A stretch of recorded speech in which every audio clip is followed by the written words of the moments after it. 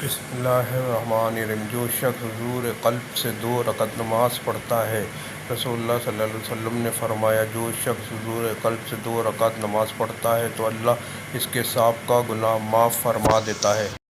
بسم اللہ الرحمن الرحیم۔ آپ صلی اللہ علیہ وسلم نے ایک روز نماز کا ذکر کرتے ہوئے فرمایا، جس نے نماز کی حفاظت و پابندی کی تو وہ اس شخص کے لیے روز قیامت نور، دلیل اور نجات ہوگی، اور جس نے اس کی حفاظت و پابندی نہ کی تو روز قیامت اس کے لیے نور، دلیل اور نجات نہیں ہوگی، اور جس نے اس کی حفاظت اور پابندی نہیں کی تو وہ روز قیامت اس کے لیے نور، دلیل اور نجات نہیں ہوگی، اور وہ قارون، فرعون، حامان اور ابی بن خلف کے ساتھ ہوگا۔